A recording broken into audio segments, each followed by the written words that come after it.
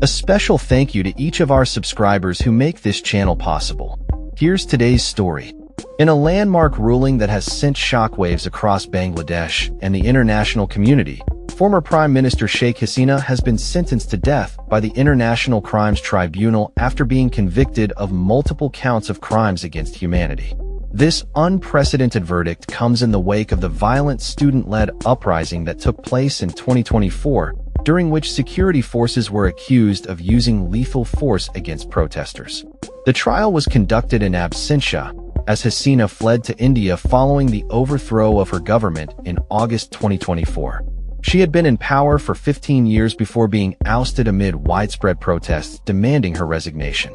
The tribunal's ruling marks a significant step towards accountability for the brutal crackdown that resulted in the deaths of an estimated 1,400 civilians, as reported by a United Nations fact-finding mission. The protests began peacefully but escalated into violent confrontations after security forces attempted to suppress the movement with extreme measures. The verdict is seen as a fulfillment of promises made by the interim government led by Nobel laureate Muhammad Yunus, who has been tasked with restoring democracy in the country. In a statement issued after the verdict, Hasina denounced the ruling as politically motivated, claiming that the tribunal was established and presided over by an unelected government lacking a democratic mandate. Alongside Hasina, her former Home Minister, Asaduzzaman Khan, received a death sentence for his role in the crackdown, while the former police chief, Chowdhury Abdullah Al-Mamun, was sentenced to 5 years in prison. Khan is believed to be in India, while Al-Mamun remains in Dhaka. The atmosphere in Dhaka was tense as hundreds gathered outside the tribunal, many of whom were relatives of victims from the protests.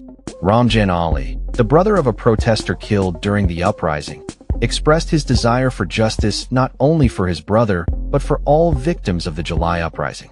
He highlighted the physical and emotional scars left on many survivors, stating, "We know there are many who lost their eyes, lost their hands, legs." In the lead-up to the verdict, Dhaka experienced unrest, with reports of vehicles being set ablaze and bombings occurring throughout the city.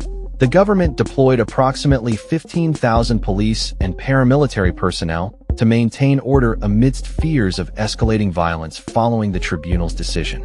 Supporters of Hasina's Awami League Party were also arrested in connection with the unrest, although the exact circumstances surrounding these arrests remain unclear. The International Crimes Tribunal was established to address allegations of crimes against humanity during Bangladesh's independence war in 1971, but the recent verdicts are the first related to the July 2024 killings. While many view the sentences as a step towards justice, concerns linger over potential political chaos and further violence as the interim government prepares for elections scheduled for February. Since Hasina's government was removed from power, the Yunus administration has faced criticism for its handling of human rights issues and the ongoing unrest in the country. The international community is closely monitoring the situation, particularly in light of India's stance on Hasina, who is considered a close ally. It remains uncertain whether India will comply with any extradition requests for Hasina, given her long-standing political ties in the region.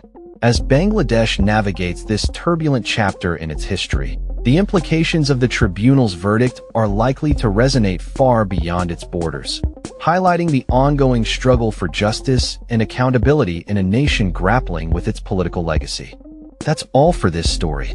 We upload videos every day covering many different subjects, so hit that subscribe button to stay informed. Thanks for watching.